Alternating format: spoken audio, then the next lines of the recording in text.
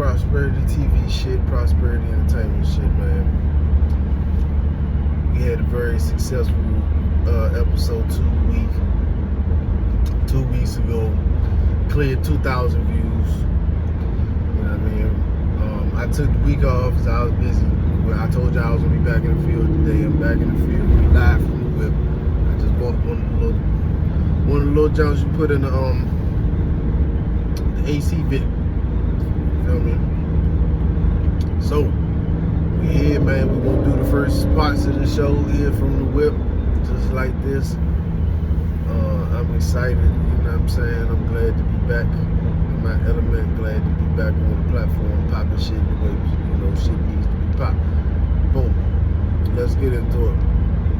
We got NBA hoops to start out today.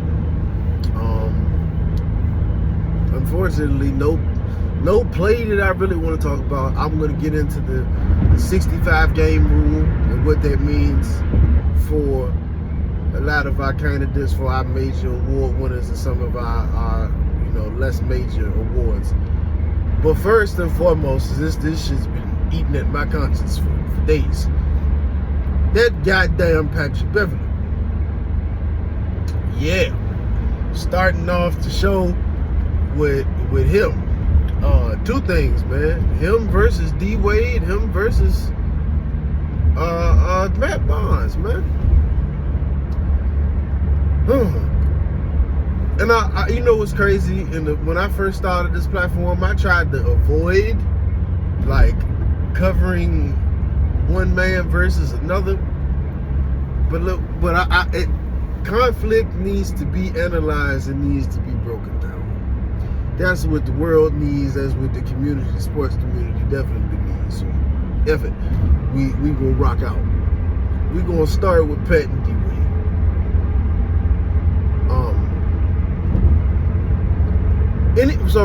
I got a similar bone to pick with Charlie Villanueva. Anytime a guy voluntarily says another guy's name in negative light and they did not ask, whatever discussion or topic y'all is talking about on said platform where you're having a hoops discussion, if a guy's name was not brought up and you volunteer a guy, you automatically out of bounds. And a prime example, I don't know what platform Charlie Villanueva was on.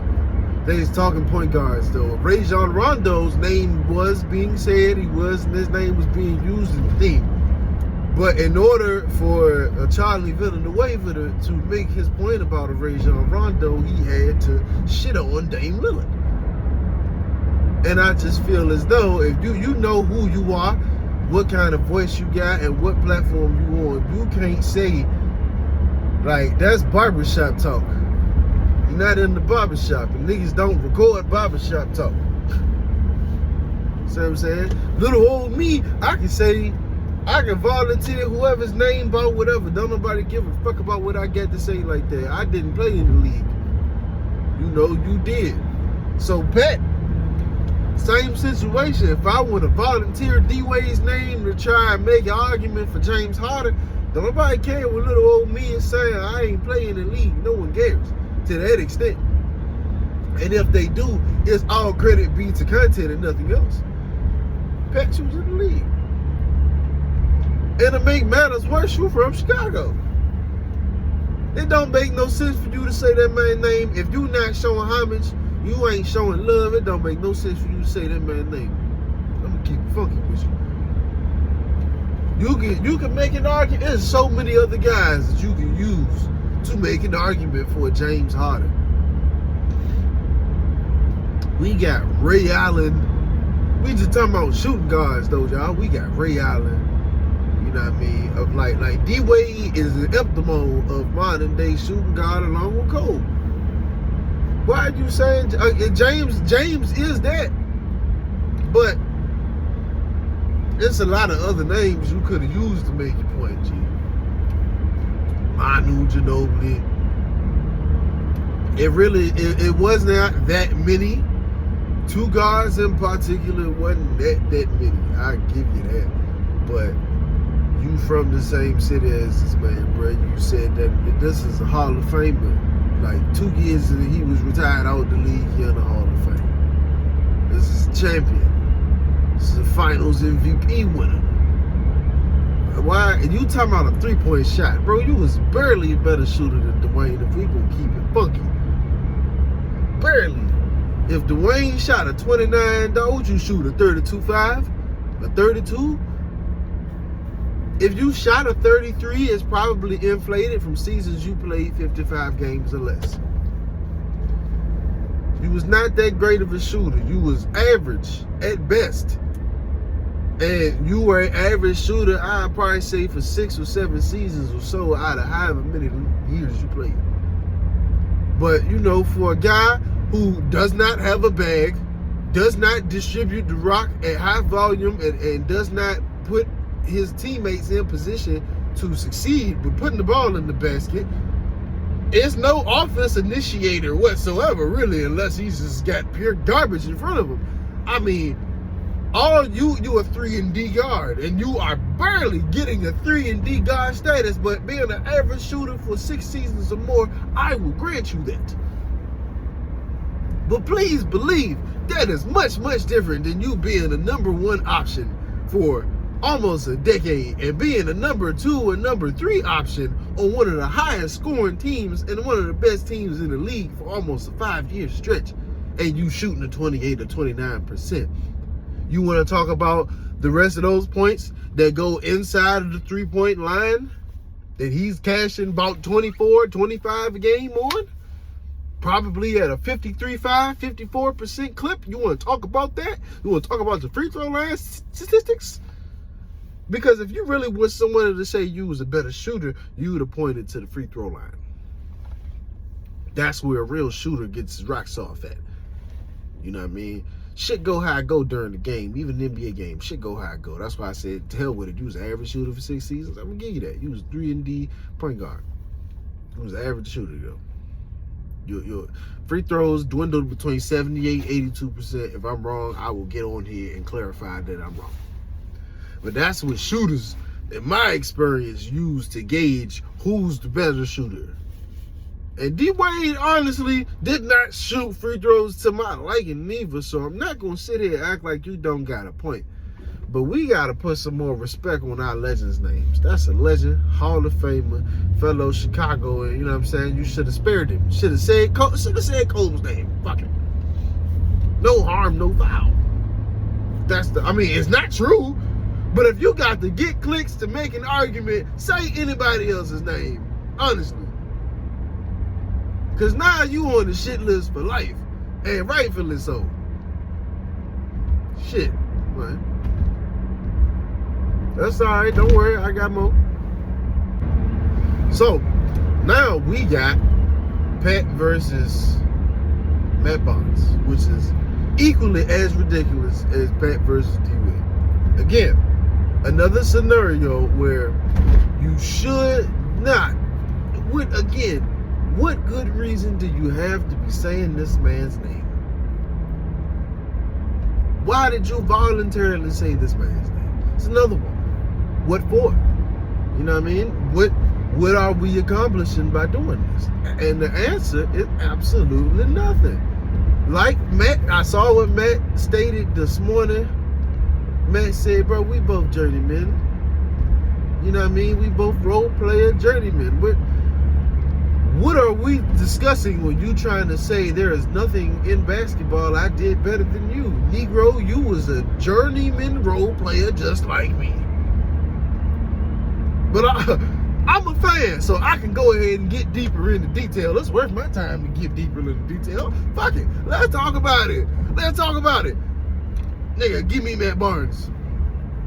Give me Matt Barnes, because Matt Barnes is far more versatile than a damn Patrick Beverly. Man, this is the NBA.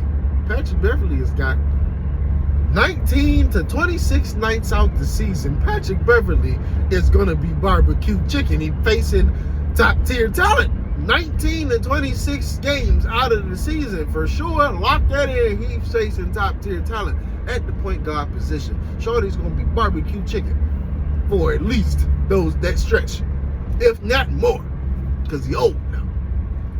More. hell I'm supposed to do with that? Pardon my language. At the small forward, power forward position, so I've seen Cole turn Matt Barnes the barbecue chicken, Mello, right? I've seen, believe it or not, like John Smith, but those are on given days. You know what I'm saying? Like, he ain't play against Kobe that much, but he already knows if he had to play against Kobe, a whole Rocky and Kobe's shit all over him. He already knew that. Melo, Paul Pierce, all the big dogs. I mean, dude was if I'm gonna keep it on it, I think Matt was a better defender than you, Pat, because he was more versatile. He can play on the block and play on the wing. You foul it, Pat. You be fouling. I like the way that you know what I'm saying, the stance that you sit in the chair. I like the physicality, but I just do not really feel like there's as much logic in what you do on the defensive end of the ball as a Matt Barnes or a lot of other guys. It's not enough strategy, scheme. You know, let's keep it funky. You guard every dude the same, unless you just straight up can't guard him. You'll just hurt the hell out of him, a la Dame Lillard. Russell Westbrook, premium sucker behavior. I ain't never seen a Matt Barnes take a guy out of a game because he can't guard him. Never saw that. I've seen you do it twice, both times in the playoffs, bro. Like, premium chump behavior. Premium chump behavior. Stop saying dudes' names, bro. And that's just for me making my content. Obviously, you're a grown man. You do whatever you want to do, but you be volunteering dudes' names. I don't understand that. I feel like you can name drop more wisely than what you're doing. You name dropping like very poorly. Like, both of these dudes you just named have the ability, they have the voice, and they have the what's the word I'm looking for? They got the skill set to end your second career. You know what I'm saying? I wouldn't want that if I was you. I wouldn't be on that if I was you. I'd be more on collaborative timing. You dig? That's what I'd be on. Because Matt's got one of the biggest shows in the sports world, All the Smoke. They're credible. And, you know, dudes get on there and respect Stack and Matt for what they did in the league, not just the fact that they NBA players. I watched Lamar Odom. They asked him, they say, hey, if we had to go hit the streets, street basketball right now, had to go hit the park, and we playing fives. No, we playing fours. Who you got?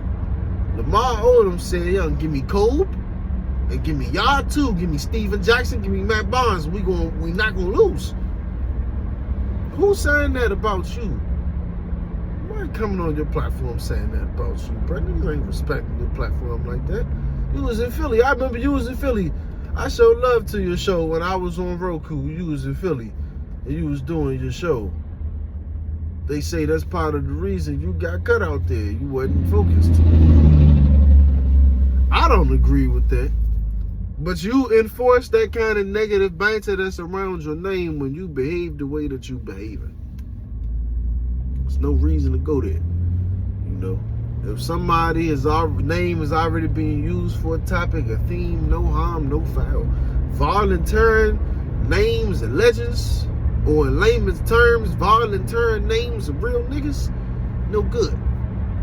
No good. Your shit gonna go down, man. Views gonna go up, but your subscribers and your long-term views, that shit's gonna go down. You're losing credibility. You want to gain credibility? Stop with all the goofy shit. Tell niggas what you think from your perspective as an NBA veteran. Tell folks what you think. That's what we want to hear. When I showed love to your show, the Patrick Beverly show, when you was in Philly and I was on Roku, I was interested in what you was talking about from the perspective of an NBA veteran. Somebody who's been there, done that. That's it, that's all. Don't never get it confused and think it's something more than that. It's never that. You was on caffeine, I wanted to say, yeah, I was tapped in. You know what I mean? We was pre-gaming. Before my show was about to roll, we was pre-gaming. I'm like, hey, I'm going to watch this. Because I shout out to caffeine. I was doing the Terradome. I was doing a lot of that from caffeine, recording. And I didn't really watch no battle rap on Caffeine. The only thing I really watched on Caffeine was the Pat Bev show. It's unfortunate what happened with the Pat Bev show, for real, because I enjoyed it. I thought it was good. You know? Y'all know what it is, man. Next part. So to close out for this week, we're going to talk about the 65 game rule in the NBA. And pretty much does or does it not need to change? I'll say not for any of the reasons that people are stating on like Instagram, YouTube, and all of that about, like, you know, Shea and Luka not being able to win this, that, and the third, and all of this, that, Cade Cunningham. But I'm more so, this more echoes to like a Cade Cunningham or Kawhi Leonard kind of situation, where I think it should be lowered to 60 or 58 games. Here's why. Well, two things. The emergence of teams sitting players for now, we can literally say unknown reasons. Have no idea why the Bucks are refusing to let Giannis play. Have no idea why the Orlando Magic just ate a $25,000 fine for not disclosing why Anthony Black wasn't playing. You know what I mean? So that's the first problem. At that point, that's out of the player's control. There's nothing they can really do about that. If Giannis Antetokounmpo can't muscle his way onto the court, that lets you know the front office, the organization, they're exercising control to the fullest. And there's not anything the players can do about it. That is so crazy to me. A few times I've seen it work in the favor of a ball club, but most of the time it just gets people fired. It puts fans through hell, puts great players through hell, wastes a lot of prime when you do a lot of BS like this. So that's the first thing. I say the 65 game rule is kind of unfair. And the second thing is, 58 games, right? Half the season is 42 games. So if you played 58 games, you played the 16 more ball games than half the season. If there's a guy averaging like 35, 7-7, and he played 58, 59 games and his team's winning, how can he not be in the MVP conversation? How can he be literally ineligible to win MVP? That's ludicrous. He played 59 games. He's averaging 35, 7-7 on whatever his team's record is, whatever, the third seed, second seed. How can you not give him a look at MVP? I think it should be a minimum of that, because